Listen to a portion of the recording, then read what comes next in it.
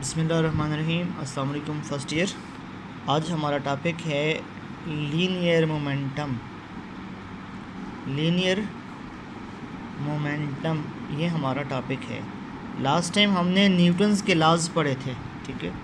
Newton's के laws पर हमने बात की थी। आज हमारा टॉपिक है लीनियर मोमेंटम। सिंपल मोमेंटम भी आ जाए तो इसका मतलब लीनियर मोमेंटम ही होता है, ठीक है। जस्ट डिफाइन मोमेंटम तो फिर भी इसका मतलब लीनियर मोमेंटम है। इसकी फिज़िकल डिफिनेशन है quantity of motion in a body. Quantity of motion in a body is called linear momentum. Quantity of motion in a body is called linear momentum. किसी भी बॉडी में motion की मिकदार, quantity of motion, कितनी motion है, ठीक है। Motion देखें class, just velocity से हम ऑब्जेक्ट्स को कंपेयर नहीं कर सकते। क्यों? अगर एक ऑब्जेक्ट की वेलोसिटी ज़्यादा है, उसका मास कम है, इसी वजह से उसकी वेलोसिटी ज़्यादा है। इसके मुकाबले में एक हेवियर ऑब्जेक्ट है, उसकी वेलोसिटी तो 20 से कम होगी। तो ये इसको आप कैसे कंपेयर करेंगे? इसलिए हमारे पास है मोमेंटम। हम मोमेंटम की मदद से कंपेयर करते हैं। ये मोमेंटम क्या है? क्वांटिटी ऑफ मोशन के कौन ज़्यादा फास्ट है, अपने मास को भी साथ एडजस्ट करें। साथ में हम इसकी मैथमेटिकली डिफिनेशन ये करते हैं। इसकी दूसरी डिफिनेशन है P is equal to mv, product of mass and velocity. Product of mass and velocity is called product of mass and velocity is called momentum। mass और velocity के प्रोडक्ट को, mass एक स्केलर क्वांटिटी और velocity एक vector quantity है, इसके result को हम क्या कहते हैं? मोमेंटम। मोमेंटम की सिंबल P है। लीनियर मोमेंटम को P से रिप्रेजेंट किया जाता है। P से हम रिप्रेजेंट करते हैं मोमेंटम को। इसकी नेचर, ये एक वेक्टर क्वांटिटी है। मोमेंटम वेक्टर क्वांटिटी कैसे? देखें, मास स्केलर है और वेलोसिटी वेक्टर है। तो जब किसी स्केलर नंबर को वेक्टर के साथ मल्टीप्लाई करें तो आपके पास एक वेक्टर आता है। इसका सेकंड चैप्टर में आपने पढ़ा था, when a positive number is multiplied with vector quantity then its magnitude will increase and direction remain same. तो यहाँ भी यही बात है कि जो ऑब्जेक्ट की वेलोसिटी है उसके साथ जस्ट ए मास मल्टीप्लाई हो रहा है। तो अब देखिए ये क्वांटिटी ऑफ मोशन को कितना मुतवाज़िन रख रहा है। इस तरह कि अगर किसी ऑब्जेक्ट का मास है 2 kg, उसकी वेलोसिटी 5 है, आंसर क्या आ गया? 10। अब किसी ऑब्जेक्ट का मास ज़्यादा है 5, अब उसकी वेलोसिटी का क्या हो गया? 10। तो देखें, वेलोसिटी एक की 5 है, एक की 2 है। ये मास है, ये वेलोसिटी है। एक की वेलोसिटी 5 है, एक 2 है, लेकिन क्वांटिटी ऑफ मोशन दोनों की सेम है।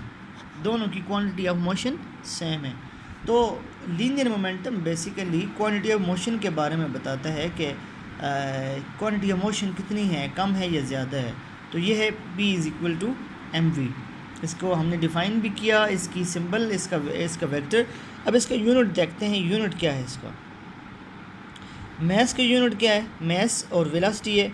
मास का यूनिट है kg, वेलोसिटी का यूनिट है मीटर पर सेकंड। मीटर पर सेकंड। तो ये kg मीटर पर सेकंड इसका यूनिट बनता है। हमने स्टैंडर्ड यूनिट बनाना है इसका। हमने इसका स्टैंडर्ड यूनिट बनाना है और वो ऐसे बनाएंगे kg मीटर पर सेकंड। एक सेकंड से हमने मल्टीप्लाई भी कर लिया और डिवाइड भी कर लिया। सेकंड से हमने मल्टीप्लाई भी किया और डिवाइड भी हो गया। तो अब देखें, kg मीटर, नीचे सेकंड में सेकंड क्या हो जाएगा? सेकंड स्क्वायर, और ऊपर सेकंड रह जाएगा। मल्टीप्लाई डिवाइड करने से फ़र्क तो नहीं पड़ता। तो हमने इसको, अब इसका क्या मतलब है? ये जो kg मीटर पर सेकंड स्क्वायर है ये बराबर होता है न्यूटन के, और ये आ गया second.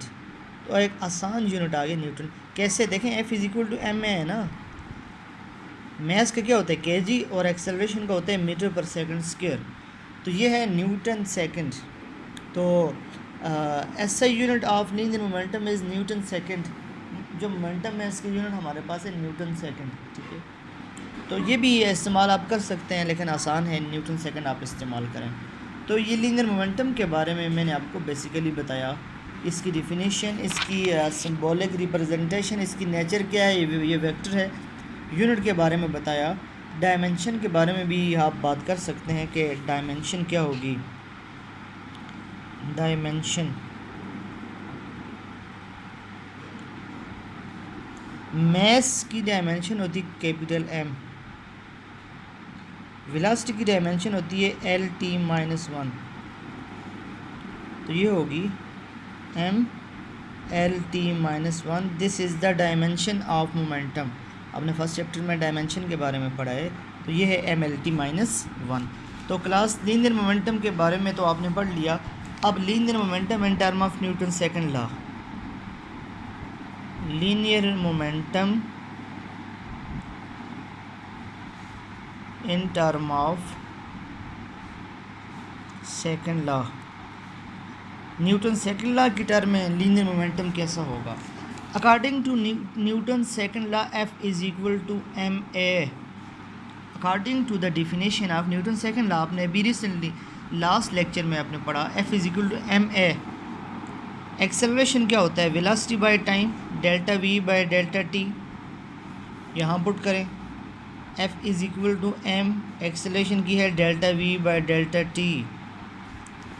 F is equal to, delta को पहले लिखें, एम वी आ गया और डिवाइडेड बाय डेल्टा टी आ गया। देखें अभी आपने मोमेंटम पढ़ा, एम वी किसके बराबर है, मोमेंटम के, P is equal to M V. P किसके इक्वल है, एम वी के बराबर है। तो यहाँ से आ गया F is equal to delta, M V की जगह क्या पुट करेंगे, P divided by delta T. F is equal to delta P by delta T. ये है linear momentum in term of Newton second law, linear momentum P in term of Newton second law. तो ये force और momentum का आपस में relation भी है, फोर्स और मोमेंटम का आपस में रिलेशन भी है, इस तरह आप इसको डिफ़ाइन कर सकते हैं। तो ये हमने इसमें डिफ़ाइन किया। देखें फिर देख लें, एफ इज इक्वल एम में न्यूटन सेकंड लॉ से एक्सेलरेशन की डिफिनेशन है delta V by delta T. एक ही जगह पुट किया delta V by delta T, क्या बच गया, एम वी। एम वी तो product of mass and velocity is called momentum, ये है delta P by delta T. तो ये हमारे पास Newton second law in term of linear momentum है। अब यहाँ देख लें law of conservation of momentum, law of conservation of momentum. Law of conservation of momentum क्या है, लॉ ऑफ कंजर्वेशन का यह मतलब है कि momentum can neither be created not destroyed, कि हम मोमेंटम को चेंज नहीं कर सकते। तो इसका मतलब है आप f को ज़ीरो पुट करें तो ये क्या आ जाएगा, zero is equal to delta P by delta T, which implies that delta P is equal to zero. ये है कंजर्वेशन ऑफ मोमेंटम।